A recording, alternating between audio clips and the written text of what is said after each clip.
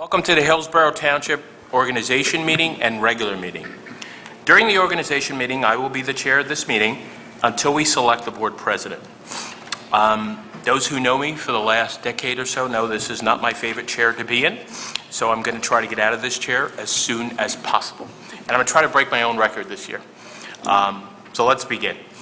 In accordance with the State Sunshine Law of New Jersey, adequate notice of this meeting of the Hillsborough Township Board of Education was provided on January 2nd, 2020 to the Hillsborough Beacon and the Courier News.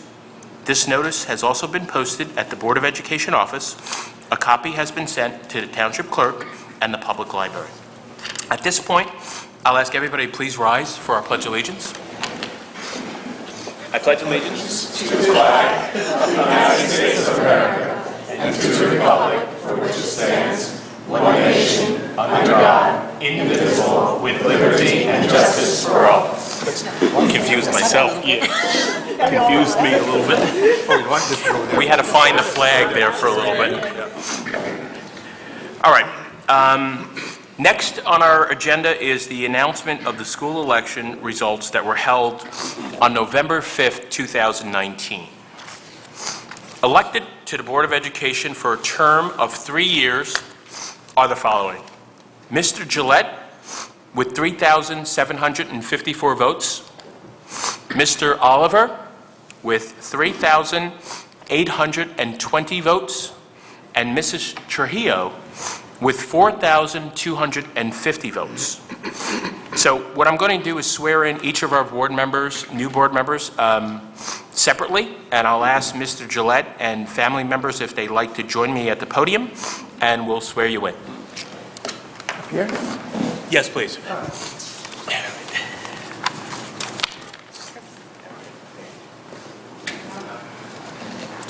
Hi, everybody. How are you? Nice to see you. Great. How are you? How are you? All right. How you doing? Good. So, Greg, you have to put your hands like very here for the picture. All right, I like it. Good. I'm ready. You can run. Okay. Make that happen. All right. You ready? All right. All right. I, please state your name. I, Gregory Gillette, You can solemnly swear or affirm I solemnly swear that I will support the Constitution of the United States that I will support the Constitution of the United States and the Constitution of the State of New Jersey, and the Constitution of the State of New Jersey, and that I will bear true faith and that I will bear true faith and allegiance and allegiance to the same to the same and the governments established in the United States and the governments established in the United States and this state, and this state, under the authority of the people, under the authority of the people, so help me God. so help me God. I, please state your name, I, Gregory Gillette, do solemnly swear or do affirm solemnly swear that I possess the qualifications that I possess the qualifications prescribed by law prescribed by law for the office for the office of member of Board of Education, of member of Board of Education, and that I will faithfully, and that I will faithfully, impartially, impartially, and justly perform and justly perform all the duties of that office all the duties of that office according to the best of my ability, according to the best of my ability, so help me God. so help me God. Congratulations. Thank you. Congratulations, Patty. Very good. We're going to take a picture, Mr. Callahan. We'll do a family picture by the flag, please. There we go.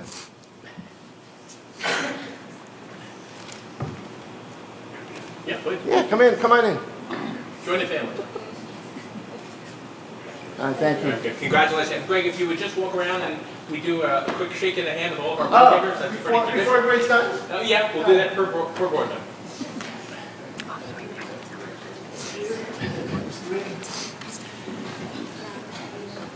I'll do it fast. I'll try to break your record on it. You're okay. You're good. You're good. Good luck. All right. Very good. Thank you. Mr. Oliver, are you ready? And you can bring up family members as well if you'd like as well. Yep.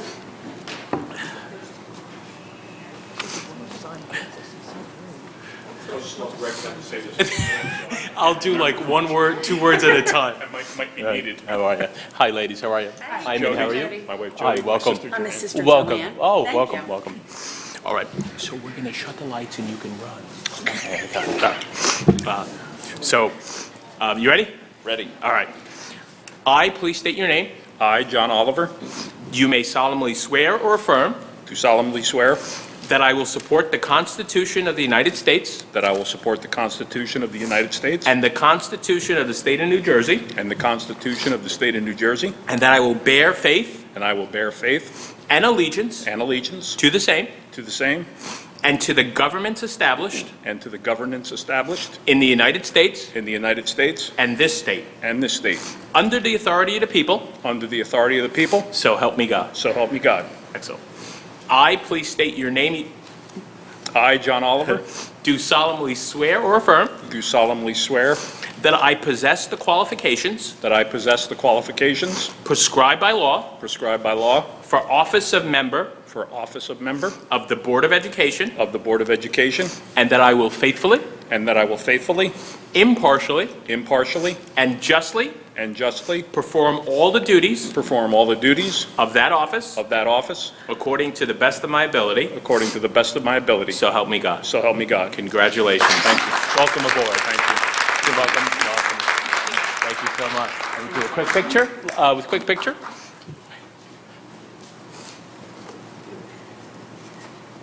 Excellent. Thank you. And Thank Mr. you. Oliver, you're welcome to sit at the dais. And you do the shake of hands if you don't want.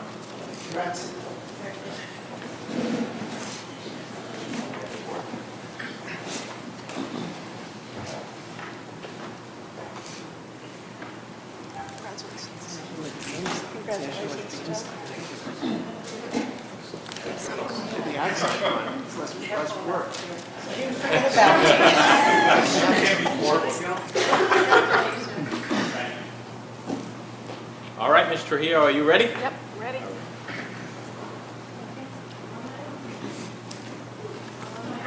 You're on your own, it's all good. I'll take a picture with you, I'm good. All right. I always do this. You want to shut the lights and run? Okay. You ready? I'm ready. I, please state your name, I, Jean Trujillo, do solemnly swear or affirm do solemnly swear that I will support the Constitution of the United States that I will support the Constitution of the United States and the Constitution of the State of New Jersey, and the Constitution of the State of New Jersey, and that I will bear true faith and that I will bear true faith and allegiance and allegiance to the same to the same and to the governments established and to the governments established in the United States in the United States and this state, and this state, under the authority under the authority of the people, of the people, so help me God. so help me God. I, please state your name, I, Jean Trujillo, do solemnly swear or affirm do solemnly swear that I possess the qualifications that I possess the qualifications prescribed by law prescribed by law for the member of Board of Education, for the member of Board of Education, and that I will faithfully, and that I will faithfully, impartially, impartially, and justly perform and justly perform all the duties of that office all the duties of that office according to the best of my ability, according to the best of my abilities, so help me God. so help me God. Congratulations. Thank you very much. I'll take a picture with you. Thank you.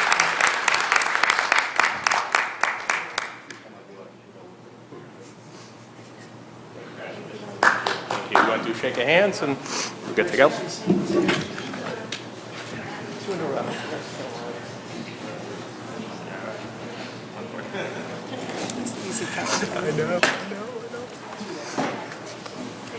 Oh, anytime. Welcome.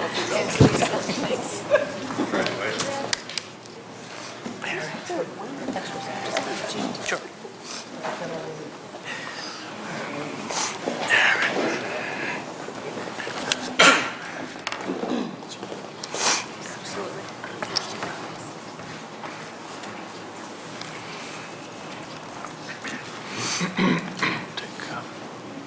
We're just taking a short break as all of our candidates sign their oath, and then we'll begin. Where official, I'm going to ask for a roll call, so Ms. Sangiuliano, may I have roll call, please? Sure. Mr. Gillette? Here. Ms. Haas? Here. Dr. Harris? Here. Ms. Maroon? Here. Mr. Oliver? Here. Mr. Pulsifer? Here. Dr. Sasan? Here. Ms. Stats? Here. And Ms. Trujillo? Here. We have a quorum. Thank you. Next item on our agenda is the election of the board officers. In this case, it would be the board president. And then the board president will do the nomination for the vice president. So the nomination for board president will be first, and the floor is now open for nominations. I nominate Greg Gillette for board president. I nominate Greg Gillette for board president. I accept the nomination. Don't we usually wait until you're recognized by the chair? Yeah. So I'm not sure if I heard it from Mrs. Maroon or Mrs. Trujillo first. I don't know. I just asked if I can speak. Do you want to, so you'd like to speak? I'd like to ask, yeah. Okay. But the question is, based, I'd like to nominate. okay. You had opened the floor, you said I accept nominations now, and I said I nominate Greg Gillette. Said I nominate Greg. Okay. Well, we have two nominations at this point. Who are the two nominations? So we have a nomination for Dr. Swasan Greg, and a nomination for, I'd like to nominate Jean Trujillo. okay, so we have 3 nominations, but it's the order in which I'm a little, and I have to apologize because I'm not sure if Mrs. Maroon or Mr. Trujillo made the nomination first. I think at this point, the nomination was made first by Mr. Trujillo, so 1, 2, and 3. I'll do it that way. Okay, so Mr. Trujillo, you nominated Mr. Gillette. that's correct. Okay, so Mr. Gillette, do you accept the You know what? nomination? Don't you have to ask if, I mean, ask for other nominations? Ask if someone accepts the nomination and then ask for a second nomination? That's what we're going to do. We're going to ask if you accept it, I then we'll go. accept the nomination. Okay. So Mrs. Maroon, you asked for a nomination. Okay, so Dr. Sassant, do you accept that nomination? I do. Okay. Point of order, I can't hear Mrs. Maroon from the other side. Yes, I nominate Dr. Lorraine Soussan. And Mr. Gillette, you nominated I somebody? nominate Mrs. Trujillo. Mrs. Trujillo. Mrs. Trujillo, do you accept that nomination? Yes, I do. Okay. So are there any other nominations for board president? Okay. So what I'd like to do now is basically take a motion to close the nomination for board president. So moved. Thank you. Do I have a second? Second. Okay. Any comments or questions about the nominations? Is this the time now when we can speak about the nominations? We Yes. can have a Yes. discussion? Yes, Mr. Trujillo. Okay, so may I start, or would you like to go? No, Okay. go ahead. So I support Greg Gillette for board president. I'm also running for board president for multiple reasons. So for me, the purpose of the Board of Education, it's like, I would say start with why. Why does this Board of Education exist? And it's for the students. What do we want for our students when they graduate? I think that the measure of this school district has to be more than grades, GPA, AP scores, where they went to college. I think that we are about growing young people and helping them discover who they are and want to be, and giving them this opportunity for a wide range of course of studies. But first, we have to cover the basics. But how do we give our students the best education that we can afford? I'm asking to be board president because I feel that I can help lead this board to a unified vision of board goals. I have 3 kids in the district, so I do have skin in the game. I have the time, I have the energy. I've worked really hard in educating myself, and I feel the pulse of this community. I would like to say I'm not afraid to raise taxes, but I do believe it has to be done strategically. And so that's why I advocated for the waiver of the 2% property tax cap, so that this board has the option come April. But I wouldn't take the waiver unless this board has a long-term plan to achieve financial stability. This board has to make the hard choices about what it can and cannot afford, or in this next election cycle, that choice may be made for us. That's my biggest fear. And also, in closing, I wanted to say this. I've had it in my book for a long time. It just never was the right time. So I wanted to say that I was wrong in March, and I'm sorry. I should not have publicly expressed my opinion on the March referendum. Once the board voted, I should have kept silent. So, in closing, this board needs a leader who has the vision and can work with the community to earn their trust. I'm not perfect, but neither are we as a collective board. I'm always learning, and I do think that I work well with others. One of my first supervisors told me that he wanted our department to be known as the group that was easy to do business with, and that's what I strive for always, and that's why I'm asking for your vote as board president. Thank you. Thank you, Mr. Yeo. Any other comments, Mr. Gillette? Yes, thank you. I'm going to read, which is pretty rare for me. I usually off the cuff, Okay. both good and bad. A strong motivating factor in my decision to run for the board last year was my desire to again lead the board as president, as I did in 2017. I feel that my long experience on the board, exemplified by being returned in 5 consecutive elections, unprecedented in recent memory, is what is needed at this time. In my nearly 13 years on the board, I've hired superintendents, settled contracts, and worked through previous financial upheavals. I've worked with the district leadership to find ways to implement educational initiatives, and I've guided the board in the most difficult of circumstances. In 2017 alone, the year I was president, there were more than 20 significant board and district issues that were all dealt with professionally and resolved. I know there was more than 20 because I made a list. I think there were about 22, and I listed them out because they were unique for that year. Extreme heat, extreme cold, mold, lead, contract disputes. Just a few of the issues we faced. Here's what you can count on with me as president. All elected board members will be able to speak and represent their constituents at our meetings. I've never picked up the gavel to silence a board member, and I never will. The public will be given a voice at our meetings. Email inquiries to the board will be answered promptly. I will defend the board's integrity and speak for the whole board. I'll work with the district leadership to guarantee that the residents' desires for the district, as expressed through their elected representatives, are accounted for at all times. I think I have a reputation for saying what's on my mind, for trying to answer directly, but as board president, as I did in 2017, I will speak for the collective mind of the board, as it should be. Please consider who has the most experience and greatest institutional knowledge to lead the board in 2020. Thank you. Thank you, Mr. Gillette. Do we have any other comments from the board? Dr. Sisson. I guess it's my turn then. I've tried to speak directly to each of the returning board members to state my qualifications and goals for the year. If I am elected Board of Education president, I'm happy to do it in public as well. For some background, this will be my 7th year on the board. I've served on every committee except for operations, but I was able to attend operation committee meetings as alternates several times.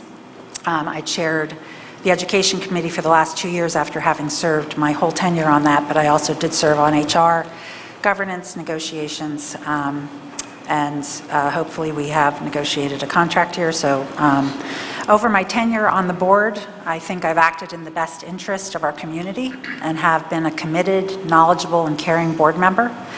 I've had a near-perfect attendance at regular meetings. I have had a perfect attendance at committee meetings on which I have served. And again, I served as alternates for several committees and participated in those as well. On all issues, I educate myself thoroughly, and I regularly discuss issues with community members, my friends, family. I've been on the pool board at Roycefield, and people know that they could always find me there to talk about issues facing our district. And I have always been open, honest, and brought things back to the board when I felt appropriate.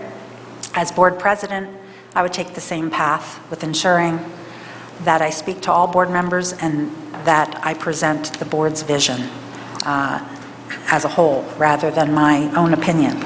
I've been a parent in the district for 20 years. Both of my kids graduated very recently. I was HSA president for 6 of those years at Triangle School and at Otten Road Schools, where I worked tirelessly to change the dynamic of the schools, to raise money for the schools, and to assist staff and parents in those schools accordingly, working tirelessly in that role. Professionally, I'm a scientist.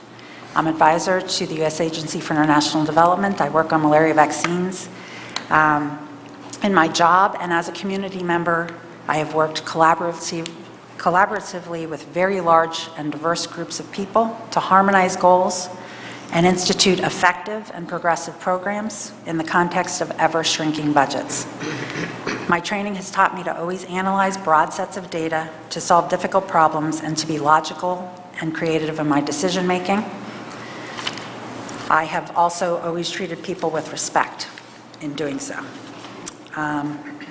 I've also served as a trustee for my undergraduate college. I participated in all aspects of governance there, including finance, budget, curriculum, student life, and enrollment.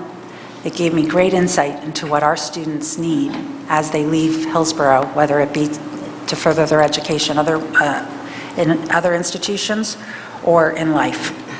I was part of the college's Presidential Search Committee and served as chair of the Presidential Transition Committee.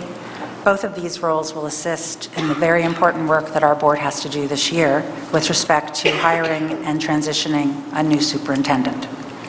With respect to board members, you should expect that I will always listen to your opinions and concerns and discuss with you, as I did over these past few days, all of your concerns and goals for the board. I will treat you with respect even when we don't disagree. I'm a consensus builder, and I will try to build consensus among this board, which is something I think is direly needed. And as I said before, I will always speak for the board as a whole rather than as an individual.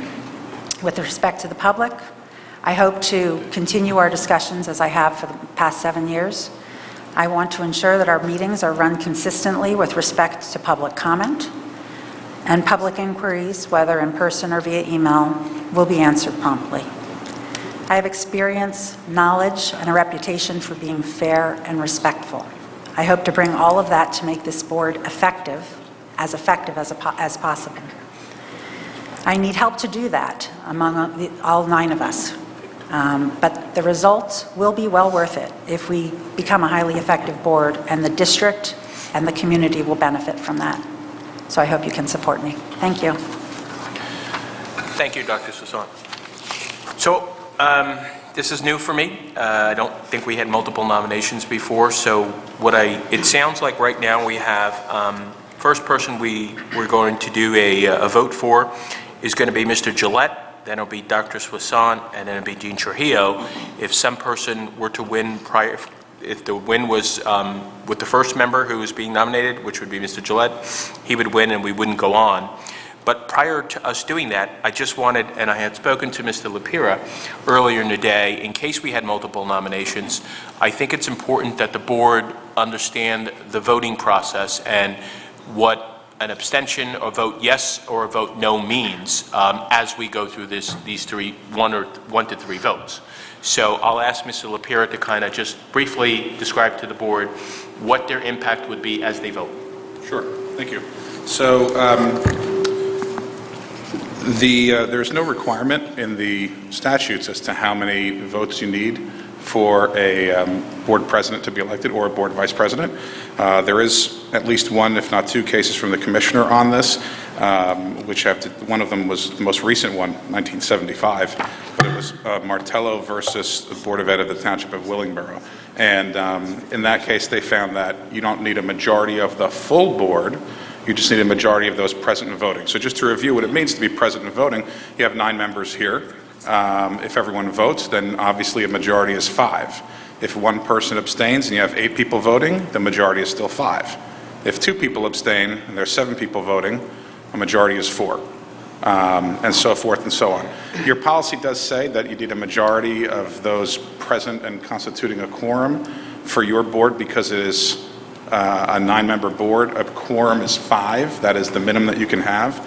So in theory, what that means is that if you had, not that this will happen, but if you had 4 abstentions and only 5 people are voting, you could be elected with 3. What your policy suggests, at least, is that you couldn't be elected with less than that, which is somewhat questionable, but hopefully we don't get to that point. But I just want people to know that if they are thinking about abstaining and voting later, or whatever the case may be, keep in mind that abstention could have an effect on the number of people that are required to elect the president or vice president if there are multiple nominations for the vice president. So we checked that ahead of time. I had that issue come up in another district last year, just 1 year ago, so Okay. that's the issue. Thank you, Mr. Lapira. So, any questions about that, board members, before I take the motion and a second for Mr. Gillette? Before that, any questions? If not, I'd like to take a motion for Mr. Gillette as board president. Do you have to have a motion? No, you can just do the roll Just do call. a roll. Do a call? Okay. Yeah. So we'll do a roll call for Mr. Gillette as board president. Mrs. Sangiuliano? Sure, Mr. Gillette? Yes. Ms. Haas? Sorry, but no. Dr. Harris? Unfortunately, no. Ms. Maroon? Yeah, I'm sorry, no. Mr. Oliver? Yes. Mr. Pulsifer? No. Dr. Sasson? No. Ms. Stats? Yes. And Mr. Hio. Yes. Motion fails. Right. Okay. So we'd like to move on for Dr. Soissant. I'd like to do a roll call for Dr. Soissant as board president. Mr. Gillette. No. Ms. Haas. Yes. Dr. Harris. Yes. Ms. Maroon. Yes. Mr. Oliver. No. Mr. Pulsifer. Yes. Dr. Sasan. Yes. Ms. Stats. No. And Mr. Hio. No. Congratulations, Dr. Sasan. Switch seats? We're able to switch seats, Dr. Soissant.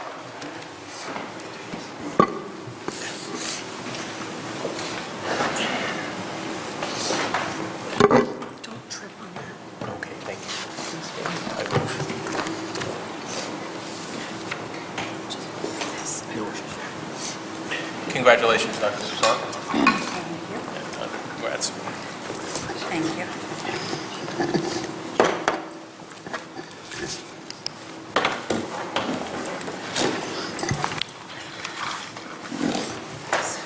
Take your time. Jump in. And then we Yeah. have to do the VP first. Okay. Thank you. Get your ears open. So, I will open the nominations for Vice President. I nominate Jane Stats for Vice I'm President. sorry. Just calling out is not acceptable. Can we raise hands first? That's one thing that I'm going to demand. Ms. Maroon. I'd like to nominate Christopher Pulsifer. Mr. Gillette, did I see your hand? I'd like to nominate Mrs. Stats. Mrs. Trujillo? I was also going to nominate Mrs. Stats. Thank you. Anybody, any other nominations? Can I make a motion to close nominations? Thank you. Second? Second. Thank you. Do roll call vote? Yep. Close. Mr. Gillette? This is No. for? This is, This is for the Close, closing close. of the nomination for vice president. Oh, yeah, yes, I'll close. Okay. Mrs. Haas? Yes. Mrs. Harris? Dr. Harris? this To is close closed. the nomination. We're close the closing, nominations. we're voting to close the vote. Yes. Correct. Yes. Thank you. Mrs. Maroon? Yes. Mr. Oliver? Yes. Mr. Pulsifer? Yes. Dr. Sasan? Yes. Mrs. Stats? Yes. And Ms. Trujillo? Yes. Motion passes. So now we're ready for the first one, which Lisa Maroon nominated Chris Pulsifer. Yes. Okay. Oh, I'm sorry, Greg? Yeah, so I would recommend a reorg for next year that we buy like buzzers, like on Jeopardy, and we practice buzzing in, because this is ridiculous, that we're just going to make up the rules. If it's a raising a hand, it's calling out first. Let's just get some buzzers and do it. We'll get Alex Trebek in here if he's still alive with us next year, and we'll buzz it in, because this is sad. And I'm sorry. That's it. Thank you. Well, and I'll respond to that. I mean, that's not a bad thing if people want to make this a game, but I think that one of the points that I would like to see happen, which I expressed to everybody on the phone who gave me their time, was that I think our board, in order to be highly effective, have to be respectful of one another, which means raising a hand, getting recognized by the chair, whoever is chairing that committee, whether it's Mr. Mahmood or whoever is sitting in this chair. And so while I understand that this is a very odd situation, what I'm going to insist on is civility whenever there's discourse here, whether it's among board members or with the public and the board. Because, as I said to everybody, what I'm trying to avoid is popcorn moments. Those moments where people sit in front of their computer and watch our board behave badly. So with that, I will open the a roll call for Mr. Pulsifer as Vice President. Can we, Mr. Gillette? No. can we, Excuse me. can we make some No, comments? oh, if people want to make comments, I'm sorry. I didn't mean to cut that off. Sure, please. You already know I'm going to vote no. Sorry, Chris. I know I've had 1 year, Spoiler alert. I've had 1 year on the board, but I've educated myself a lot about this board in particular and about the responsibilities of a board member. I've gone to many, many conferences and sessions. And as far as this particular board, I went to almost every back-to-school night. I went to almost every information session regarding the referendum, and that was in spite of, I did vote against holding the referendum in December. But once it was voted by majority to have the referendum in December, I wholeheartedly fought for it. So no matter what, I pride myself in doing what the board wants in a respectful manner. I treat everyone with respect, whether it's on the board, but I'm comfortable with disagreeing, again, respectfully, and of course, I'll always speak respectfully to anybody that's in the public. So I think I am prepared to support and be alongside Dr. Soissons, and of course, supportive of the board in general. Thank you, Jane. Chris? You got short-sheeted Never mind, there. it's not going to do it. I'll lean forward. It's tied down. Apologies, this is the first time we ever had an election, a president, vice president election where people actually spoke. I think there are two important roles that the vice president needs to fulfill. The first of those roles is to be somebody that the president can work with, bounce ideas off from, and provide feedback to the president. And feedback doesn't mean agree. Feedback means provide constructive, honest feedback. I think I have the experience and knowledge of this board and this district to be able to do that. I also, there's certainly history of Dr. Soissons and I disagreeing on topics, but still being able to work through it. And I think that's an important point for the vice president, to be able to disagree with the president and stand for that position, but still be able to work through it. The other important piece, and this is somewhat partially, part of this is just by rule, the job of the vice president is to stand in when the president is not available. I'm beginning my 11th year, so I'm not quite up there with Greg, but I started before Greg, so I'm going to hold that over his head. But I've spent 2 years as president of this board in my prior terms, so I'm well aware of what needs to be done as president should I need to step in if Dr. Soissons is not here. Thank you. Thank you, Chris. Any other comments before we, go ahead, Jean. I would like to speak in favor of Mrs. Stats for Vice President. I think in addition to the qualifications or qualities that Mr. Pulsifer had mentioned, another one is time. Mrs. Stats, I believe, has volunteered tirelessly for many things because she has the interest and the time to dedicate to the job of Vice President.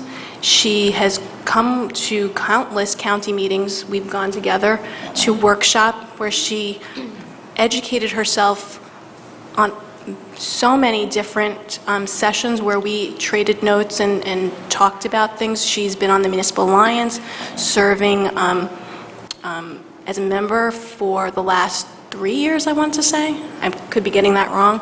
2.5 years. I think that this board needs, and she's so level-headed. So I feel that that's a vote in support of Mrs. Stats. Thank you. Any other comments? You're welcome. Seeing none, Roll call. please. Mr. Gillette? No. Okay. This is, Wait, I'm wait, sorry, wait, just to Mr. clarify, this is a vote for Mr. Pulsifer? Mr. Pulsifer. Yeah, no. I voted 3 times no last year. You really have it in for me, Greg. 3 times. Just because I was on the board earlier than you. Mrs. Haas? Yes. Dr. Harris? Yes. Mrs. Maroon? Yes. Mr. Oliver? No. Mr. Pulsifer? Yes. Dr. Soissons? Yes. Mrs. Stats? No. And Mrs. Trujillo? No. Motion passes. He's elected. Congratulations. Thank you. Thank you. Are you doing it? Am I supposed to? I'd like to make a motion to take a 5-minute recess. Second. Okay, thank you. Well, we're in recess until 8:15. We do Thank all you. favor? Yeah. Oh, all in favor? Aye. Aye. I didn't think anybody would object, so, okay, thank you. Okay, ready? Thank you. We're back from recess, and I believe the next item is the Board President's Report. Yep. So continuing on with our reorganization, I'll go through some of the committees and the committee assignments. I'll start with education. The Education Committee will be chaired by Mrs. Haas, with Dr. Harris and Mrs. Maroon as members. The HR Committee will be chaired by Mr. Pulsifer, who's over there now. I'm looking for you over there. With Mr. Oliver and Mrs. Trujillo serving on those committees, on that committee. The Operations Committee will be made up of Mr. Gillette with Mrs. Stats and Dr. Harris. The Communications Committee will be made up of Dr. Harris, Mrs. Maroon, and Mrs. Stats. So I believe that's the only committee that has the same makeup as previous. With respect to the different positions, the Township Liaison will be Dr. Harris. The Somerset County ESC Liaison will be Mrs. Haas. The Legislative Liaison will be Mrs. Haas as well. Legislative Representative, sorry. The School Boards Association, both New Jersey and Somerset County, will be Mrs. Trujillo. Municipal Alliance will be Mrs. Stats. The Garden State Coalition of Schools will be Mrs. Maroon. We previously had a joint council liaison here. Since the joint council is not operational, but the home and schools still are, and we had a quite nice meeting with the Home and School Association presidents in order to educate them on the referendum. I would like to institute a home and school liaison, and I will serve in that role. Okay. I think that's it. I'm not- So if you have no more board. I have no more board president report, except actually, I wanted to thank Mrs. Haas for her 2 years as president. I know it was not easy. We also didn't always agree, but I think she raised the bar in terms of her commitment to the position, and I hope to make sure that I make myself as available as you did to both attend different events as well as board members who wanted to talk through issues. Then I will move on to meeting schedule. We'll do superintendent's report. Oh, it's not even on here. It is, it's lower. Oh, okay. I thought we were doing meeting schedule first, no? We can do either one. Okay, superintendent's report. We'll start with Dr. Antunes.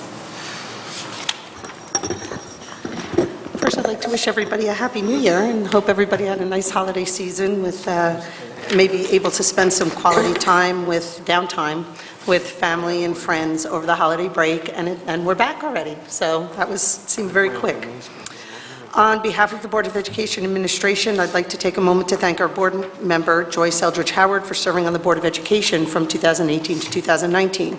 During her time on the board, Joyce served as a member of the Education Committee. As an educator for many years, Joyce had an understanding of the committee's charge and was a key contributor to the committee and the board at large. She's a kind and caring professional who served the board with dedication and commitment. Thank you, Joyce, for making a difference in the lives of children in Hillsborough and for the many students whose lives you've touched as an educator. On behalf of, again, the Board of Ed and the administrative team, I'd like to thank the Hillsborough community for their support of our December 10th Repair, Replace, and Revive referendum. It seems like we should have done this already, but because of the timing, we didn't have the board meeting, and so that threw us off. This $34.5 million referendum will address significant facilities infrastructure issues, including HVAC repairs and replacements, roofing, security vestibules, and site improvements, including asphalt, pavement, sidewalks, etc. The state of New Jersey has determined that all of our projects are eligible for state funding in the form of debt service aid, resulting in approximately $14 million in aid to offset the cost of the projects. This state funding was only available with the passing of the referendum. With the successful passing of the referendum, our immediate next steps will be for our architects to prepare construction bid documents with the awarding of contracts expected in the spring of 2020, with projects beginning in the summer of 2020. It is estimated that the construction phase will occur during the summers of 2020 and 2021. The next 2 years will prove to be exciting ones for our school district, and I look forward to continuing on our journey together and celebrating each project phase as it is completed. Sharing timelines and progress as we move forward will be a priority. Additionally, be on the lookout for a shift in the portion of the website dedicated to the Repair, Replace, Revive project. Please be assured that we will do our best to keep the website updated as each project progresses. We do not take your willingness to support our students, teachers, and schools lightly, and I would like to reiterate a big, huge thank you for doing so. I'm also pleased to announce the Hillsborough Township Board of Education and the Hillsborough Education Association came to a tentative agreement on a new 3-year contract. This tentative deal was reached after both sides met with a fact finder for almost 6 hours on Thursday, December 19th, 2019. The HEA and Hillsborough Township Board of Ed have been negotiating since November 2018 for a contract that expired in June 2019. The meeting on Thursday, December 19th, was the first meeting with the state-appointed fact finder. The terms of the tentative agreement will not be made public until it is ratified by the union and the school board. Both parties look forward to ratification over the next several weeks and continuing to focus on ensuring the best education for our students. Congratulations to 9 high school band students who auditioned on 11 different instruments for the Central Jersey Music Education Association's Region Band. 6 students were accepted. Sarah Liu, oboe and Region Orchestra, Luke Carlson, clarinet and Region Symphonic Band, Andrew Huffel, alto sax and Region Symphonic Band, Zachary Bezic, tuba, Region Symphonic Band and Orchestra, Ethan Miller, mallets, Region Orchestra, and Connor Hampton, piano, Region Wind Ensemble and Percussion Ensemble. Congratulations to Woods Road 4th grader Olivia Trespex, who will have her artwork displayed at NJ PAC. Typically, hundreds of students' artwork is submitted across New Jersey, and only 30 pieces of artwork are selected to be displayed. Great job, Olivia. And thanks to a generous donation from the Rotary Club, we were able to provide a day of respite for families with children with autism on Saturday, December 7th from 10 a.m. to 1 p.m. Staff hosted 27 students who made holiday crafts and enjoyed activities after their parents dropped them off. Additionally, we'd like to thank Sodexo for donating lunch to all the children and staff. The students enjoyed making their own pizza bagels and decorating sugar cookies for lunch. Thank you. Okay, then I think the next point is the meeting schedule then? Yes. Okay, great, thank you. Are we, Are you going to do a vote? can we project, can you open the meeting schedule just so everybody can see it? I think so. Yes, I can. There we go. Then you got a motion, second, and questions and comments. Okay. So I've been told I need a motion and a second? Yes. And then Item question 7.1. for item 7.1, and then we can discuss it prior to vote. May I have a motion? So moved. Okay. Thank you. Judy, or Lisa, whatever. Okay. Lisa. Okay, is there any discussion or questions about the proposed schedule? Okay. People might notice that we're meeting December 7th instead of the 28th, which would be the normal meeting date, so we still have 2 meetings on the calendar for December. And as we do for every other month except our 2 summer months as usual. So, okay, roll call, please. Sure. Mr. Gillette? Yes. Mrs. Haas? Mrs. Harris? Yes. Mrs. Maroon? Yes. I'm sorry, Dr. Harris. Got it. All right. Mr. Oliver? Let that be a lesson. Mr. Pulsifer? Yes. Don't make that Mrs. mistake. Stats? Yes. Mr. Hio? Yes. And Dr. Sasan? Yes. Motion passes. Okay. So the next is to approve the meeting minutes. We have both executive and regular meeting minutes, is that correct? Yes. Executive on December 9th. So the December 9th executive meeting minutes, do I have a motion to approve? Yep. Second. Okay. And then it's all in favor. Okay, all in favor? Aye. Any Any abstentions? any abstentions or? John Oliver is John Oliver, abstention. got it? Appropriately. Okay. Motion passes. Thank you. Regular meeting minutes for the same evening, December 9th. Do I have a motion to approve? So moved. All in favor? Okay, great, thank you, John. Okay, anybody opposing or anything? Okay, Motion passes. excellent, thank you. Correspondence is as listed in the agenda.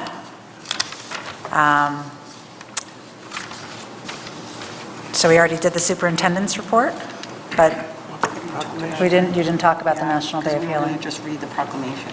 Okay. Do you want to do that, or do you want me to do that?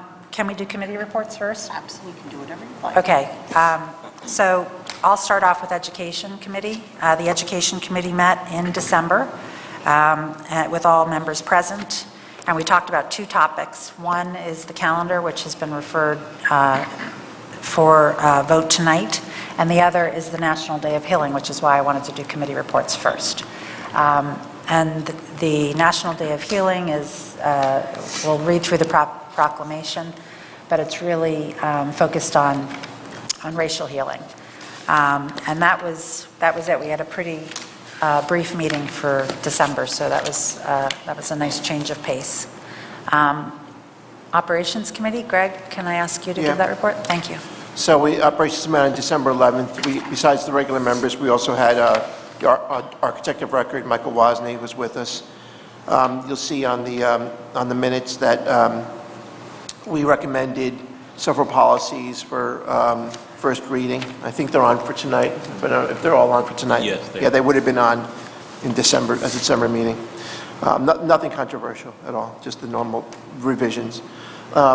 We discussed with Mr. Wozni next steps in the referendum, and actually, I should have looked at the minutes more carefully because it says that Mr. Zutt will report out and share an outline of where we are with the next steps. But actually, I think Mr. Wozni is going to report back to us with an outline of where he is with the next steps to the next operations or future operations meeting. And once he does that, then we'll report.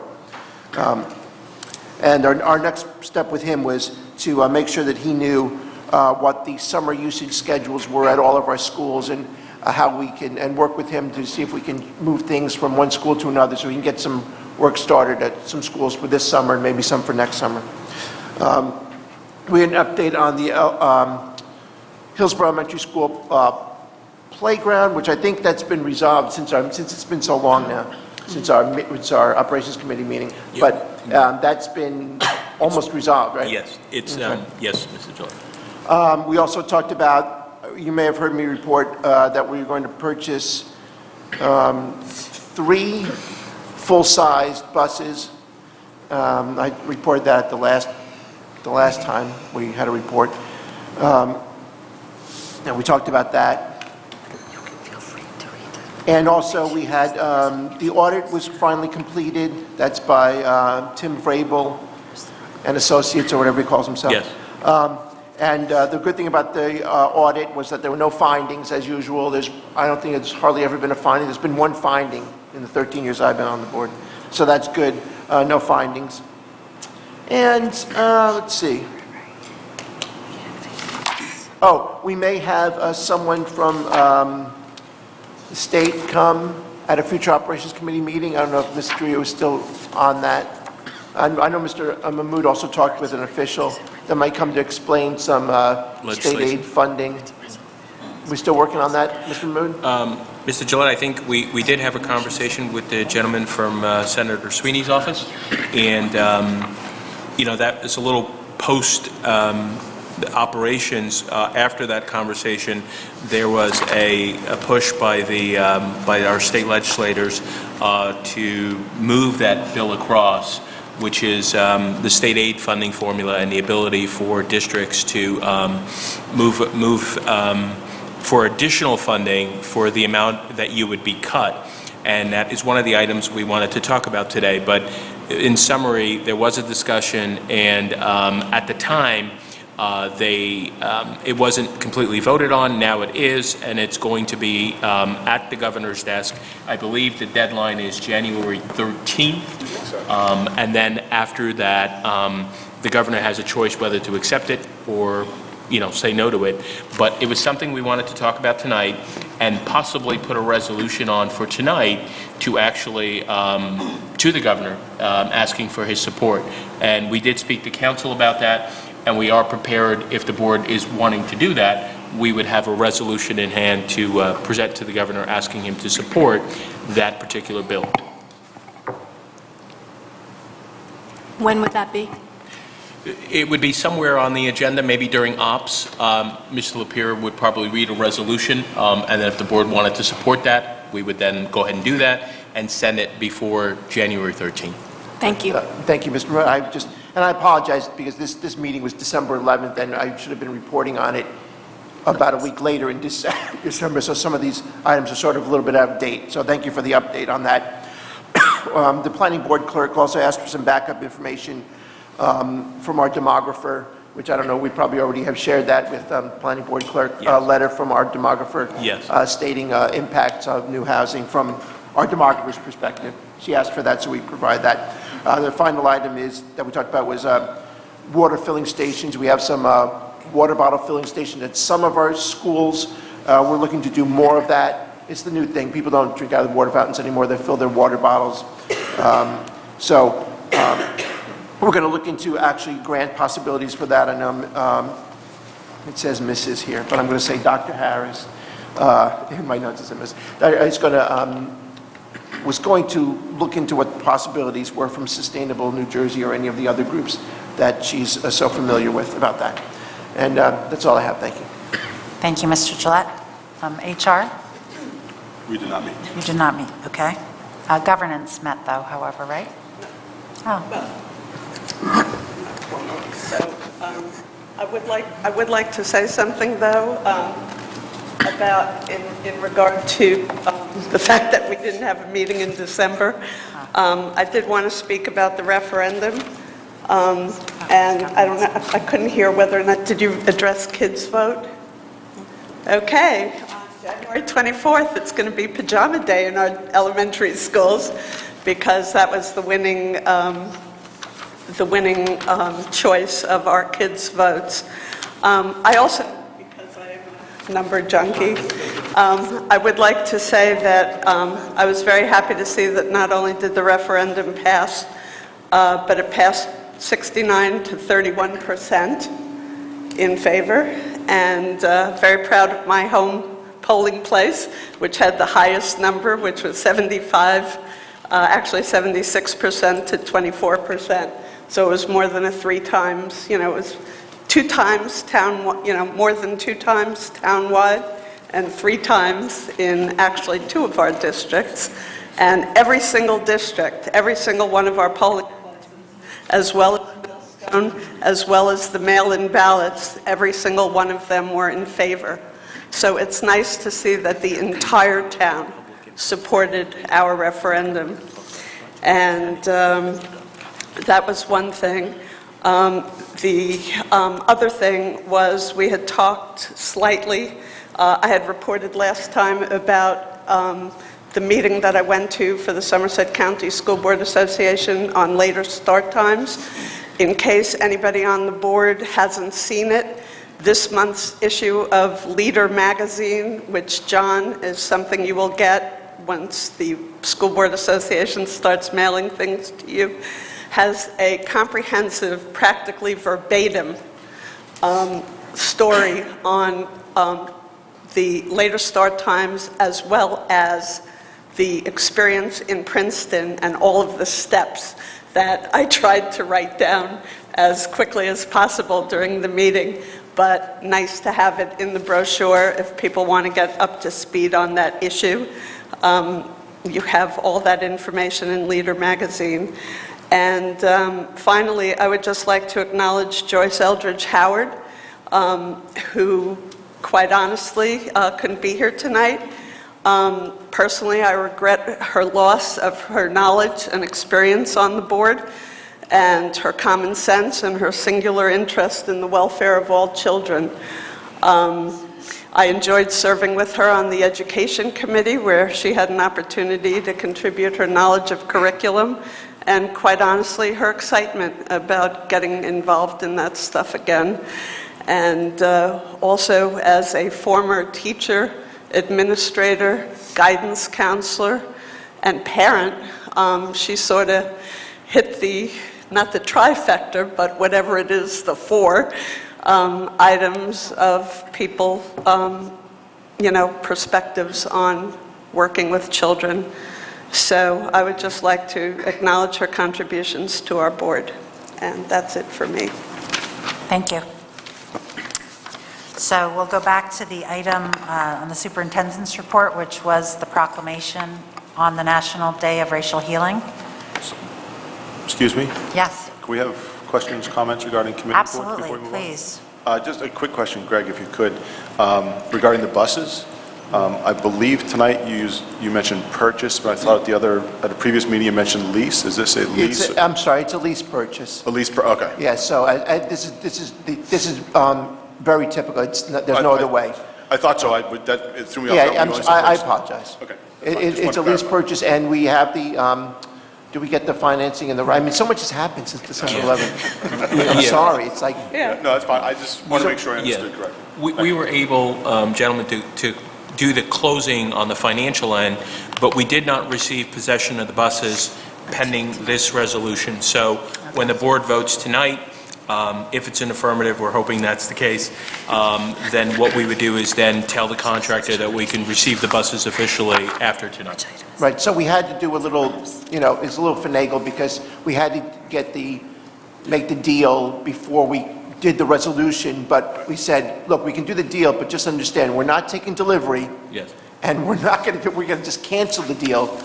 By law, we cannot complete the deal by state law unless this board votes it in. Yes. And they could try to sue us or something after that, but that's what we have this smart guy over here to fix for us. So that was part of the thing. So we're not going to take delivery until we vote on it, and it winds up being all the way till tonight. Yes. Because of the other stuff. So it's a good deal. Yeah. Just for board member reference, that's item 15.5 on tonight's agenda. Okay, so we'll read the proclamation for the National Day of Racial Healing. Would you do the honors, please? Sure. Whereas we have all witnessed racial divisiveness rising in America's urban, rural, suburban, and tribal communities today that threatens the very core of this great country's unified front, and whereas, just like those who came before us, it is our duty to protect the children of this country and maintain communities in which they may all be given the opportunity to succeed. And whereas we understand and recognize that there is a racial divide in our country, and we must all work earnestly to heal the wounds created by racial, ethnic, and religious bias and build an equitable and just society so that all children can thrive. And whereas children have the right to be provided every opportunity to learn, grow, and thrive in nurturing environments that don't violate their safety, dignity, and humanity, and whereas every single person has the capability to make a simple change within him or herself that can have a profound effect on an entire society, and whereas if we all dedicate ourselves to the principles of truth, racial healing, and transformation, we can all bring about the necessary changes in thinking and behavior that will propel this great country forward as a unified force where racial biases will become a thing of the past. And whereas racial healing is vital whereas racial healing is a vital and crucial commitment to the education, social, mental, and overall well-being of our children. And whereas Hillsborough Township Public Schools, in conjunction with others throughout the United States of America, acknowledges January 21st, 2020 as the National Day of Racial Healing and urges all citizens to promote racial healing and transformation in the ways that are best suited for them individually, as a means to working together to ensure the best quality of life for every child. Now therefore, Hillsborough Township Public Schools hereby proclaims that this organization honors and recognizes January 21st, 2020 as the National Day of Racial Healing. So any discussion on that?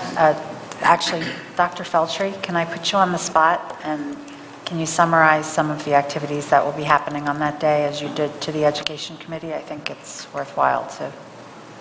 Sure. Yeah, thank you. There is a website that we are pushing out to all of the building administrators and supervisors that is going to be referenced for classroom activities in conjunction with Martin Luther King Day. And there are a variety of videos and age-appropriate classroom activities that will promote, hopefully, conversation about kindness, understanding, compassion, building on character education at the elementary level, and then delving into deeper conversations to promote racial healing at the upper levels. Thank you. Is there any further discussion? Okay, thanks. So the next item on the agenda is public input on the 2021 budget and public input on the action agenda. I'll read our statement. We very much welcome input from the public. There are 2 times during board meetings that the public is invited to speak. One time is right now, and you may speak about any item that is listed on tonight's agenda before the board votes. Towards the end of the meeting, there's another public input session to address any topic. Before you make your comment, please state your name and address. There is a 3-minute time limit per speaker. Please understand that our public input sections are not structured as question and answer sessions, but rather are offered as opportunities to share your thoughts with the board. In instances where the board believes that there is a misunderstanding or inaccuracy, the board president or superintendent will address the comment after public input is closed. There may be times when a member of the public makes a comment or asks a question about personnel or hiring decisions. New Jersey statutes do not permit the board to discuss personnel issues in public session. Is there anybody wishing to give any input on the 2021 budget or the action agenda for this evening? Okay, seeing none. Any input from the board on either topic? Mrs. Trujillo. So we had input, I guess we were requested to have input on the Google form, and I guess my question is whether all the comments will go directly to board members. It will, or Yeah. not summarize, it will actually go in full? We have- So I don't have to read it tonight is basically what you're saying? Yes. Okay. I think, Mr. Trujillo, if I may, Yeah, please, go ahead. that the goal is to, that we wanted to have as much input as we can from the board based on what we heard from the board. So hopefully there could be discussions in committees as well as sharing all the data with the board. Okay. On that topic, just in terms of, just to clarify for the public, we are accepting public comment both here and on our website. There's a button you can push to give input to the public, to us on the budget, the 2021 budget. With respect to committees that we just set tonight, we don't have set dates because the makeup of the committees were not known. So I anticipate that Kate or some other member of Kate or Teresa will be getting in touch with the committee members and booking the dates soon. We hope to have all of our committee meetings before our next meeting, which, as we set, is the last Monday of the month. So we have a couple of weeks. Yes. Great. Yep. Thank you. Okay, so seeing no other input, can I ask you to go through the action items? Absolutely. The superintendent recommends that the Board of Education approve the education agenda as follows: 13.1 to 13.9. Motion to approve professional travel-related expenses, to affirm the harassment, intimidation, and bullying determination, to approve overnight trips, the 2020-2021 district calendar, to approve out-of-district placements, there's several of them, to approve a settlement agreement, motion to approve a grant application, and to accept the ExxonMobil Education Alliance grant. Thank you. Do I have a motion to approve items 13.1 to 13.9, please? So moved. Second? Thank you. Discussion? I have to separate 13.4. Separating the calendar. Okay, thank you. Anything else before I, okay, so we're going to vote on items 13.1 through 13.3 and 13.5 through 13.9. Yes. Mr. Murman? Okay. Mr. Gillette? Yes.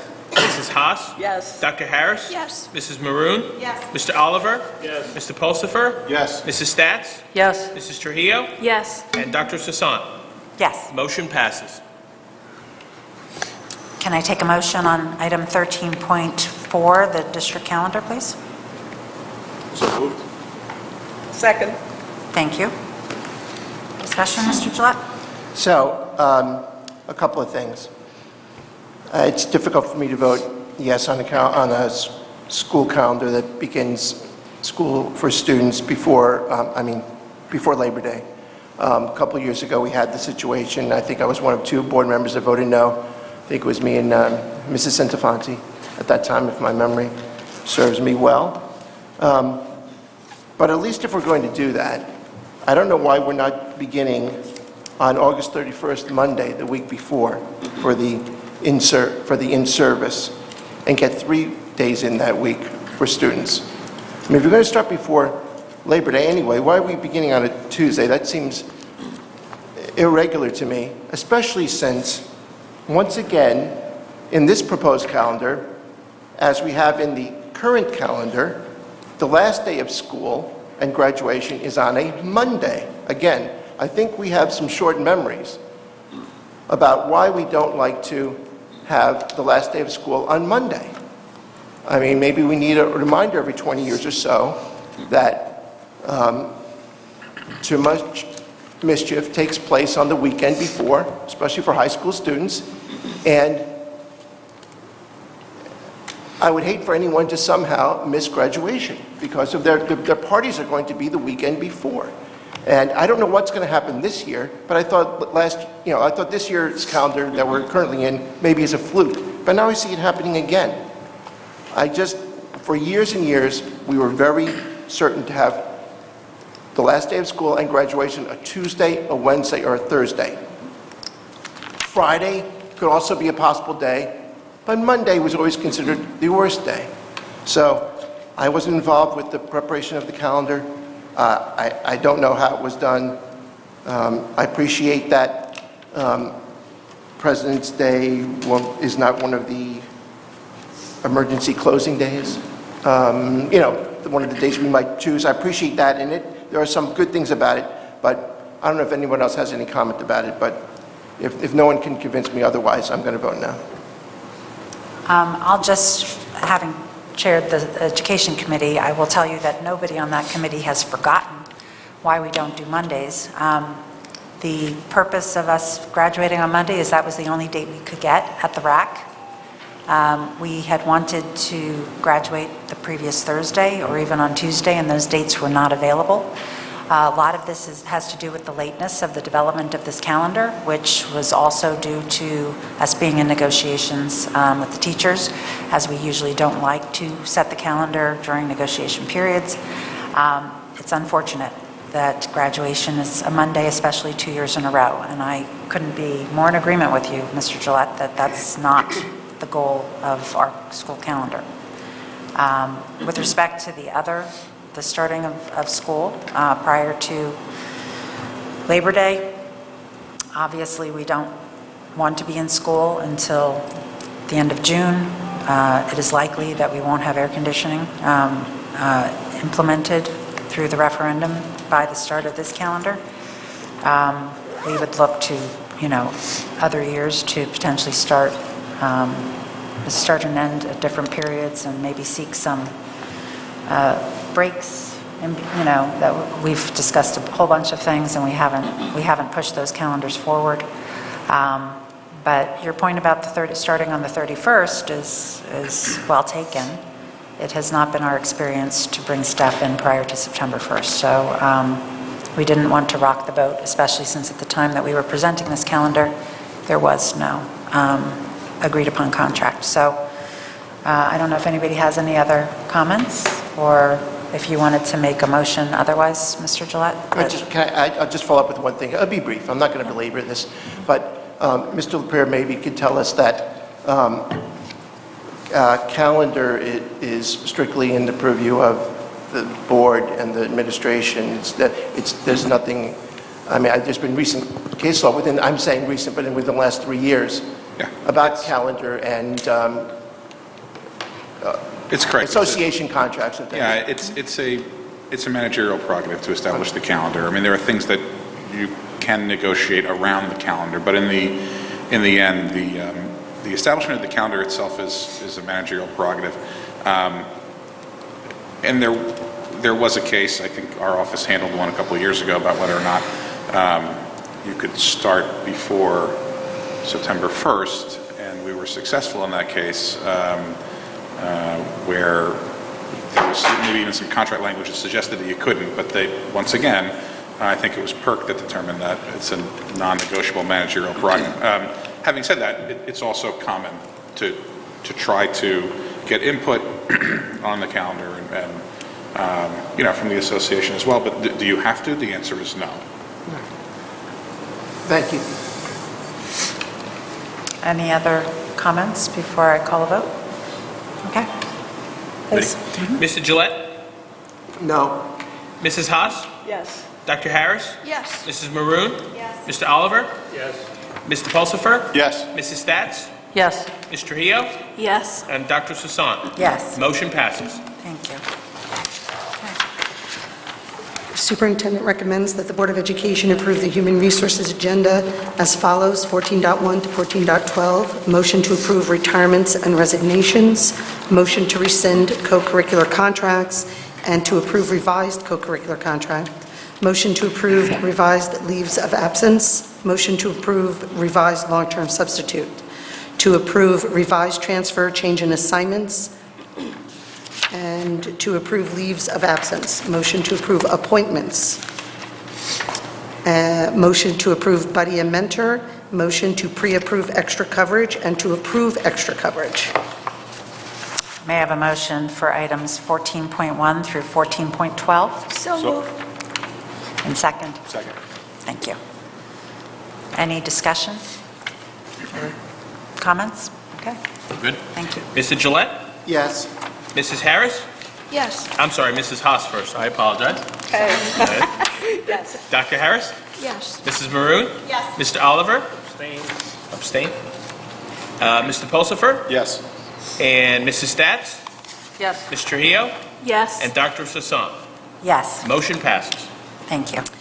The superintendent recommends that the Board of Education approve the operations agenda as follows: 15.1 to 15.9, motion to approve the monthly financial statement, motion to approve monthly bills, motion to accept the fiscal year 2019 audit, motion to approve line item transfers, motion to approve a resolution regarding the financing of 3 buses, motion to approve the statement of assurance of the health and safety evaluation of school buildings, motion to approve those policies for first reading, motion to approve resolution to join in the filing of an Open Public Records Act request with the state of New Jersey, and motion to accept donations. Okay, can I take a motion for items 15.1 through 15.9, please? So moved. Second. Thank you. Can we please separate out 15.8? And then also, can we, would this be the time now to walk on the resolution that we talked about earlier? What do you think, Mr. We could do that. We can do that? Yeah, do you want to do that or do you want to discuss these first and then after that, then? Why don't we walk that on at the end? Yeah. Thanks, Jean. Sure. Sure. Yeah, Okay. we'll do that last. Okay. Okay, so we're Everything. voting on everything except 15.8. Correct. Yeah. Yes. We're good, Madam President? Okay. Mr. Gillette? Yes. Mrs. Haas? Yes. Dr. Harris? Yes. Ms. Maroon? Yes. Mr. Oliver? Okay. Mr. Pulsifer? Yes. Mrs. Stats? Yes. Ms. Trujillo? Yes. And Dr. Sasan? Yes, Motion passes. thank you. Thank you. I'll take a motion for 15.8. So moved. Thank you. Second. Okay, Got it. Can we talk about it for a second? yes? Mr. Mooney, can you tell us a little bit about this one? I mean, I know about it already, but the Oprah for the Yes. state. Yeah, absolutely, Mr. Gillette. So this is we, by default, because we are losing state aid, we become a member of the SOS districts, which is to save our schools districts, and there are plenty of folks that are in the same boat as Hillsborough where they're losing state aid. They had asked us, meaning the group as a whole, had asked the Hillsborough administration to talked to our board about this, and what they wanted was, they wanted us to be a part of a overall push by the SOS districts, Save Our Schools districts, that are losing state aid, so that we could actually OPRA, which is the Open Public Meetings Act, the state regarding the funding formula, and we would get more information. They think, this is based on information that they're getting, that if the state comes back and says, we deny your OPRA request, that if there's a denial of that request, the second half or part of this resolution indicates that we would, the board would then seek litigation against the state of New Jersey for the denial of the OPRA request. So there are two parts to this. Number one, being a part of the OPRA request, so Hillsborough would be named in that. The second half is incurring litigation and a fee. It wouldn't be our general counsel that would be litigate on our behalf. It would be the counsel that's assigned by the Save Our Schools school district. So, you know, we had a discussion with our attorney, Mr. Gillette, earlier today, and and I'd like Mr. Lapira to talk about it, we were supportive on the administrative side of the OPRA request part of it. We weren't thrilled about spending the $1,000 plus on the litigation part. We had a concern on the administration part about monies that we would spend on that. But it's a board discussion and it's a board decision. So I don't know, Mr. Lapira, if you kind of want to jump in a little bit to summarize, but I think that summarizes kind of, Mr. Gillette, what this resolution is. Well, I have something to say about it. Yeah, just from a legal standpoint, so Save Our Schools is making this OPRA request. Presumably, they're going to do it regardless of how many boards join in. So it's a two-part thing. So that's first part is whether or not you want to join in on officially making the OPRA request. The second part is I suppose if the Department of Education denies the request, which I don't anticipate, but I guess it could happen, this is saying that if there is litigation, the board may join in the litigation, and it says that if there is going to be litigation, this is the law firm that will represent the Save Our Schools, and this is the, not our law firm, but a different law firm, and this is the, a minimum cost would be $1,000. It's a minimum cost. I mean, there was a memo accompanying it that it could go above that. But every board would be contributing $1,000 towards the cost of the OPRA litigation. Just to be very candid, if one board does this, right, they'll have the OPRA litigation go forward. You can just be free riders for all the intents and purposes. I don't know that, I mean, you make a decision as a board, obviously, as to whether or not you want to spend the money on this potentially, but I don't think that you need to. And you know, this does happen a lot with these types of cases where there are groups of boards that want to get involved and potentially suing the state and whatnot. In the end, if there's any change to the funding formula, you are going to benefit from that, whether you're a party to the litigation or not. So in terms of conserving resources, that's something to think about. So I have a couple of things. One, I'm not happy about that there doesn't seem to be any limit. I mean, but by law, they couldn't force it. We would be allowed to drop out at any time. They can put us on the hook for $100,000. We could say, we've had enough. Yes. So we could self-impose a limit of a few $1,000s. If they say 1,000, we could ask, hey, is this getting past 5,000? Or something like that, and drop out. Second thing is, why do I think this is important to actually make the OPRA request? It's because literally in Hillsborough, one year we were $13 million overfunded, and literally the next year, suddenly they said we were $13 million underfunded. And they decided, now we're going to cut your state aid. I know when Dr. Schiff was here, he tried with his connections to get some backup for how this happened, how the funding formula allows this to happen, and how this was calculated, and he hit some brick walls in that. And I'd like to know too. That doesn't seem possible. I don't care, how the wealth in the town changed. It doesn't seem possible they can change enough for there to be a swing like that. And I think it's important to know exactly what's going on here, just to make sure that nothing, everything's on the up and up, let's say. I don't want to put it on the positive side. We want everything to be. So, personally, I would have no problem with it, knowing that if costs sword, that we'd be out of it. But I think they'll probably comply with it. Probably. You know, and we probably won't have any litigation over it. They're going to comply. And this resolution, the way it's worded, it does say that if the Oprah request is denied, the board may join in the litigation. So It doesn't say shall. It's not technically obligating you right now. Right. The only thing it's doing, it appoints Wiener Law Group as the representative if there's going to be this joint litigation. And it also says that, so some of these things, I mean, you know, the last two paragraphs, it says that that the board will be directed and authorized to provide whatever assistance is reasonably required in order to pursue the litigation, and that in the event that you join the litigation, the board shall contribute $1,000 to support the filing of the Oprah litigation. If we do it. Yeah, which, and that's $1,000 per board that passes this resolution, which I don't know how many boards are going to be involved, but it just seems like you wouldn't need that much money, frankly, to file a lawsuit. I mean, from my standpoint. So I don't know that you need to pass those last 3 or 4 paragraphs. I mean, I think you could go up to the first, now therefore be it resolved. That's what I would, if you're interested, that's what I would propose. I do think the last thing, and I know, Mrs. Haas, that you want to speak, the last paragraph does say, if in the event we join the litigation, so it does give us an out there. It does. Yeah. I have asked Mr. Mahmood, so currently there are 29 that have passed this resolution, or are planning to do so. 29 out of 43 districts are part of this, have passed the resolution so far. Okay. Mrs. Haas. My comments on this is, first of all, an Oprah request has to be filed. It is free. They have to reply in X numbers of days. Has that even happened?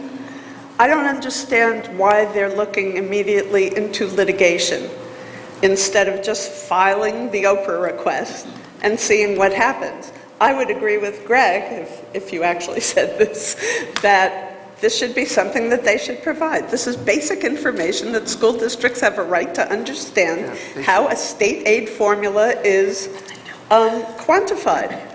And quite honestly, I don't understand how that could be denied under Oprah, under any set of circumstance. This is not, you know, secretive information. School districts, 600 of us, have the right to understand how this happens. And quite honestly, I have seen that information. And I just want to clarify, Save Our Schools is a different organization. I think this is Support Our Schools. Support Our Schools. And please be clear, because I think it was when I was working with Save Our Schools that they and the Educational Law Center, which is a wonderful resource for school boards, had that information. And there are many people at the Education Law Center who are experts in the school funding formula because they brought the Abbott cases. So before we spend a dime, I would think that we should, number one, see what happens when they file the Oprah request. We could file our own Oprah request. I'm not sure that, I mean, one of the things that we used to talk about was that our situation is different from many of the other 40 districts that are suffering, in that either they were never under adequacy or they were never over adequacy. And I think that, you know, we need to deal with the issues that are hurting us. And I agree with, you know, working together with other school districts, but I'm not necessarily interested in spending money and, you know, doing that unnecessarily. I don't think we gain anything from that. And I will try to find the information for free, because I'm sure I saw it back in the day when I actually sat down with a calculator and tried to figure out those numbers based on all these formulas. But I would find it very unresponsive of the state if they were not willing to provide that information. Yeah, I think both Oprah 101. Mr. LaPira and Mr. Gillette said it's unlikely that we would actually get to litigation, but Mrs. Stats, yeah. Well, my question is related to that. Mr. LaPure, I hope I'm not putting you on the spot, but what could possibly be a reason that an Oprah request would be denied, especially in this specific case? Yeah, it seems doubtful that most of, I mean, depending upon what they request, seems doubtful that most of the requests would be denied. I mean, the only way that really something could be denied is if there were internal figures going back and forth that weren't final, that were part of what they call advisory, consultative and deliberative discussions. So there might be some communications or draft documents that might get held back. But in the end, the final numbers, I mean, we've had Oprah requests made to the board for budget documentation. We provide those. That's pretty common. So, yeah, I think it's unlikely. But again, I don't know the scope of the Oprah request. I mean, it's possible they might be requesting things, and they might be looking for communications between, members of the DOE staff and so forth. So, and it might go really beyond what you might need or want. And then if it leads to litigation as a result of that, I guess the question is, do you really want to be involved in that? Mrs. Trujillo and then Mr. Paulson. So I have a comment at the NJSBA Finance Committee back in December, where we had Mark Magyar as the guest. The executive director for NJSBA, Larry Feinsod, said that NJSBA had sent an Oprah request on the state aid formula that was denied by the Department of Education. Then Mark Magyar said that the legislature also made this request, and that they might use their subpoena power. And I had just before, when I saw this resolution on the agenda, I reached out to school boards just to find out what the status was, and they didn't have any information yet. But I'm not, in theory, it sounds like a good idea, but I'm not in favor of spending any more of the board's money on a request like this. I recognize that we want to be supportive of other school districts, but we need to take care of our own district right now. And I think that the best way we can take care of our school district and our children is by asking the governor to sign that bill. Okay, Mr. Pulsifer. Just I guess a question. You mentioned you don't see any way they could deny the request, but I think, should that really be read as any way that they could legitimately deny the request? Because frankly, right now, I don't have a lot of faith in our state government as it applies to school funding, and I could easily see them not wanting to divulge this information, even though legally they're obligated to, which I think is the reason for the preparation for litigation. So while I would agree that there doesn't seem any logical reason that they could deny it, I could certainly see them denying it in hopes that somebody wouldn't pursue it. Having said that, I'm not interested in spending our money to pursue that litigation, but I do think it's important to distinguish between whether they should or would, because I have no confidence, certainly in terms of the educational funding in this state, that they would actually share the information that's going to make them potentially look pretty bad. Thank you.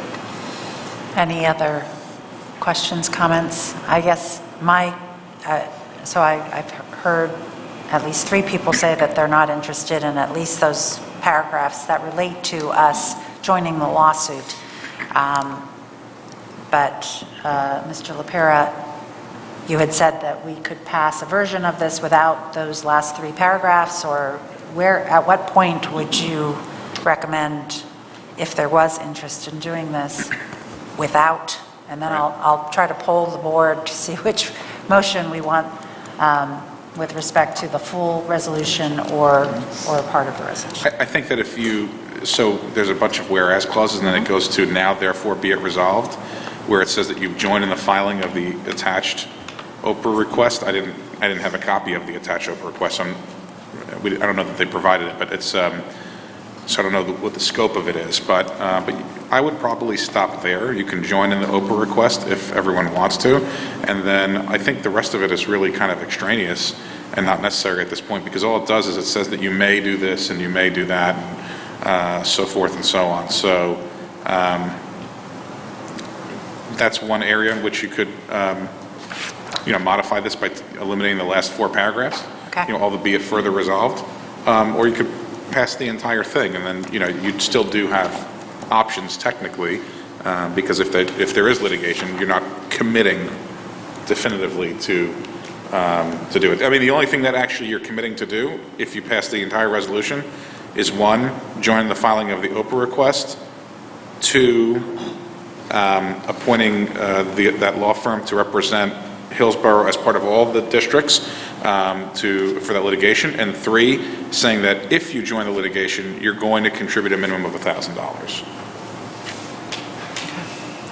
So we have a motion and a second for the full resolution. I I know that was that Greg and... Greg and Chris. Greg and Chris? Yes.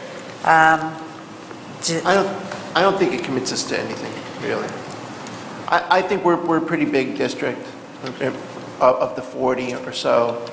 They want us on there too. It's just another very large, important district in the state to be part of it. If that sways anybody at all in the state, that's why they want it. So I don't think there's anything wrong with being on it. With It's the an full important issue. resolution. Yeah, the full resolution. I don't know. Mr. Just Oliver? as a question, is there a way to amend the resolution to come back to the board before we decided to get and join in a litigation? Technically... I don't feel comfortable giving that verbiage in here that we may.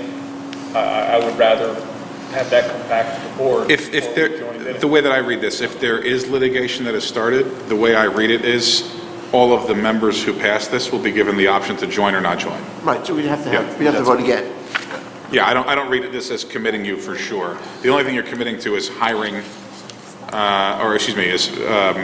filing the Oprah request and hiring that law firm to do the litigation if there is a need for litigation. That's who SOS is going to utilize anyway. I mean, they're the ones who are spearheading. Yeah, I understand we're not going to be able to dictate what law firm we're going to be able to use, but Right. to me, it sounds as if we're at least committing to a minimum amount of money if there's a lawsuit being filed. Only if you join it. Only if you join the lawsuit. It does say if in the event that you join the lawsuit, then yeah. So you'd still have, if there's a lawsuit filed, they're going to ask all of the school districts who passed this to revisit it and say, do you want to join? Do you not want to join? Okay, I understand.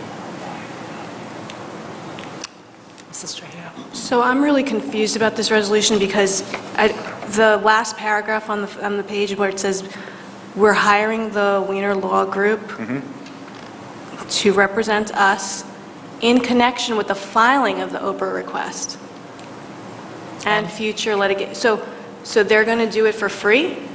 Well, that's not, So that's I'm not like- clear. Yeah. So I'm with Mr. Oliver. I feel that if I miss a comma somewhere here or there, I've paid $1,000.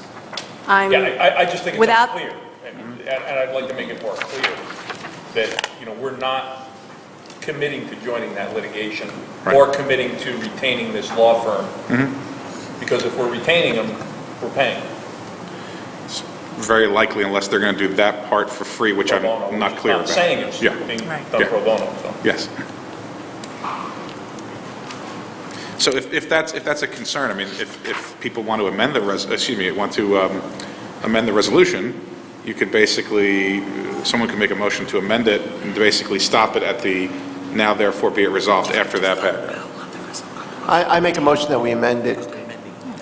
Then, So he can amend it. Second, So we're amending it, to be clear, we're amending it as Mr. LaPira suggested, which is now therefore be it resolved that the Hillsborough Board of Ed hereby joins in the filing of the attached Oprah request at no cost to the board, Yeah, that's- period. Right, period. Is yeah. that, okay. Yeah. I want to be all clear they can about do that. is reject it and say, no, this wasn't good enough. Well, What are they going to do? I don't know. So then, so you need to do an all in favor on the motion to amend? Yeah. And then you can vote on the actual motion. Okay. You have to do it twice. So we had a motion and we had a second for that motion? Do all in favor. You can do all in favor on that. Okay. To the All in amendment. favor of amending the motion to exclude the last 4 paragraphs of the current printed Aye. resolution? Aye. Okay. Any noes? nays or abstains? No. Okay. Motion passes. All right, so then we will vote on the amended resolution, Right. excluding the last 4 paragraphs Yes. as moved. Thank you. Seems like we just did that. Okay, so we're going to do, Mr. Gillette, Yes.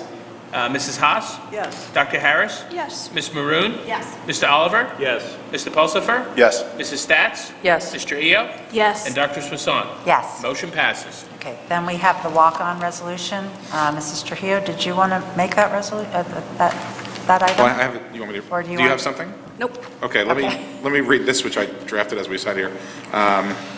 So, for your consideration, this is what I think we could say. Whereas on Monday, December 16th, both houses of the legislature passed A 6080 and S 4289, which is legislation that would allow districts that are below adequacy and scheduled to lose state aid to exceed the state's tax levy cap. And whereas the board is in support of this bill, which awaits signing by the governor, as it would provide boards of education the ability to obtain cap relief to secure necessary funding for their schools, as their state adjustment aid has been reduced to the detriment of their students and staff.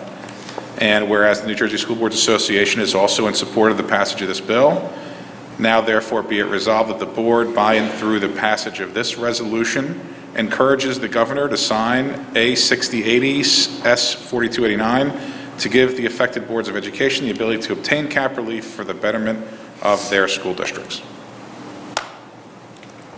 You want more in there? That sounds great. Oh, okay. I make a motion to accept the resolution as read by Mr. LaPera. Second. Thank you. Any other discussion? Yeah, I just wanted to say, sorry. Go ahead. Okay, so it's my understanding that because of the state aid we're still receiving, that we're not really very much below adequacy. What we are below in is local fair share. Am I reading that correct? That's right. The reason we're not very much below adequacy is because, according to the state, we're still receiving more state aid than we should. And that helps us get towards adequacy. So I would have rather had as I said here for a year, I wanted this to be, give the ability for districts that are still growing in size like ours to have a mechanism to tax to local fair share. But this is it's a decent compromise, and not that I would, we could debate that. Do you want to tax to local fair share? We could talk about that. Yeah. 9 board members. Me and Chris could go at it like the old days, way back, like 10 years ago, and it would be good. But this is, I think it's a decent compromise, and hope it passes. We need to do a little something. Any other comments or discussion? Mr. Paul? Just to further Greg's point, while we're not far from adequacy right now, we are expecting continued funding cuts over the next couple of years, and I suspect we will move further and further away from adequacy. So while it may not immediately have a lot of impact for us, it gets us closer to being able to have options as we get further from adequacy when we lose more funding. So I think that's an important part. That's true. Not just this first year, but 2 or 3 or 4 years from now, as this gets worse for us. This referendum gives us a much better chance to deal with some of those situations. Thank you. Anybody else?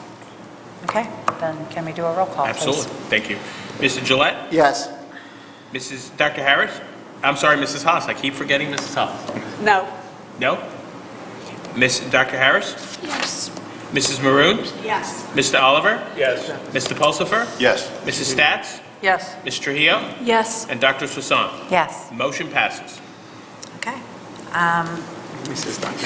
Yeah, so I want to thank everybody on the back page for donations. Triangle Home and School, $975 for the purchase of the 5 handheld radios. Mrs. Haas for 5,000 I Voted stickers for the kids' vote. Hillsborough Rotary Club for $2,800, $2,870 to be used for respite night, and the Gilbane Building Company for 12 used large TV monitors. We are very appreciative. There are informational items, and then we are coming to the second comment from the board and public.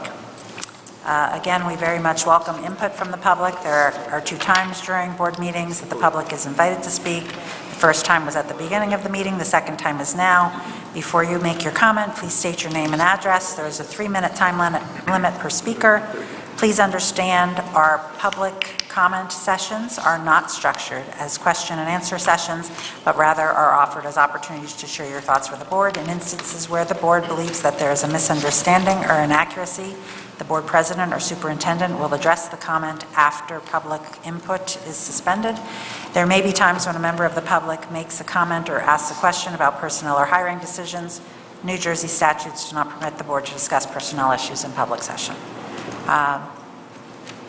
Is there any comment from the public, please? Thank you. My name is Steve Nash. I've lived in Hillsborough for now 30 years. I've been a pastor for 39 years. 7 children, 14 grandchildren. I live at 121 South Branch Road in Hillsborough.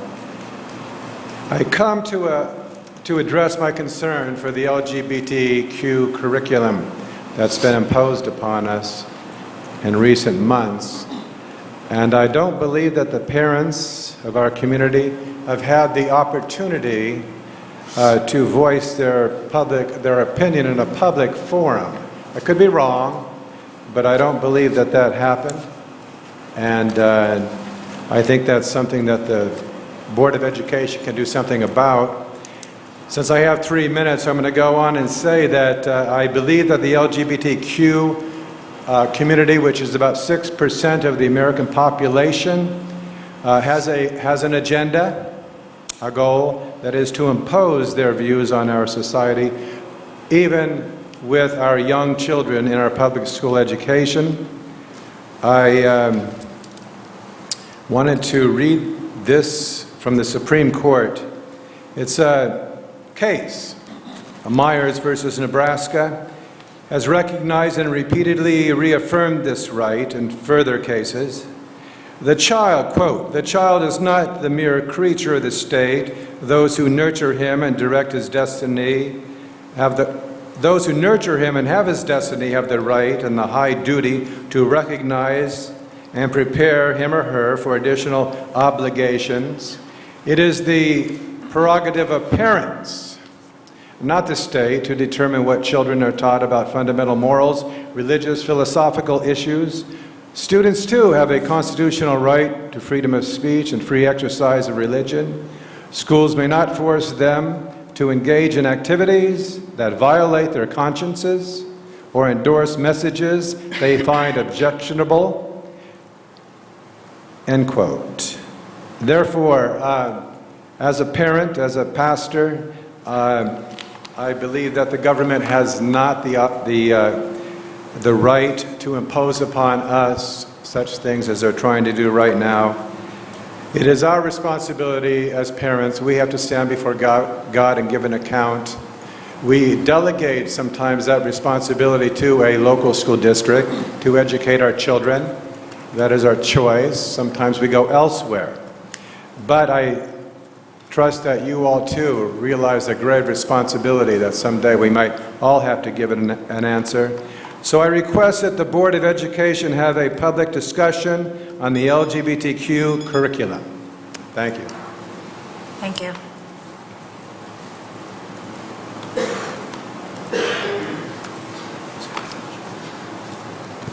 Good evening. Henry Goodhue, Hillsborough Education Association, as well as Laurel Drive. My intent is twofold at the moment. The first one being, excuse me, in reference to the conversation that took place related to the calendar.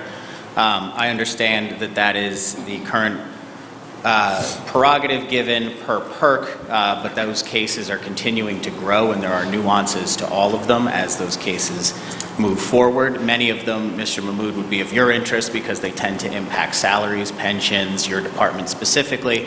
So PERC is revisiting many of those very carefully because of those things. That point aside, I would strongly encourage the new iteration of the board to embrace moving forward, not going backwards to revisit something that almost derailed negotiations 3 years ago, and not have this be a perennial issue that comes up when we're on the verge of settling a contract. So I strongly hope that this new board will embrace that and move forward with restoring connections with the community, as you've shown that you have a desire to do so, but take that next step as well and start restoring them with our staff and with our members. And the conversation that took place, while I understand it is your right to do it, does not help in that endeavor. So on that point, I just ask you to strongly consider that as we conclude tonight. I would also like to transition for a moment and speak purely as a parent. To be very clear, I speak on behalf of my children, one of whom is a proud Hillsborough Public School student and one whom will be soon.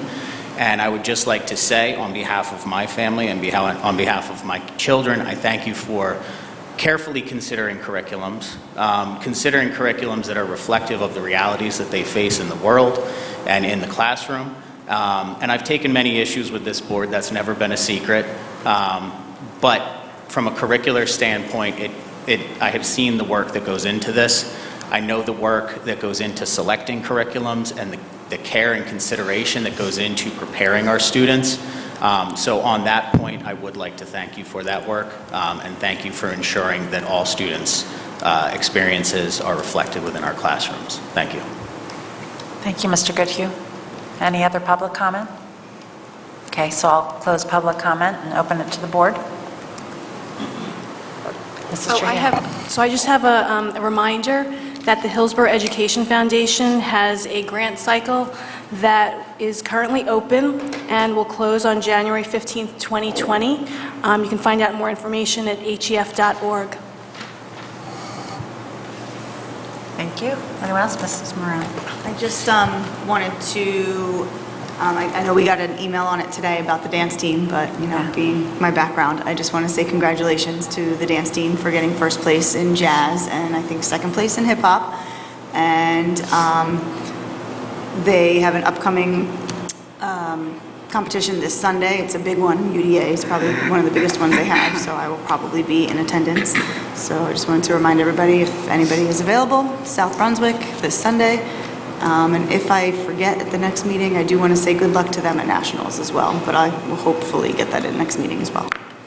Thank you. Anybody else? Okay, so I'll take a motion to adjourn then. So moved.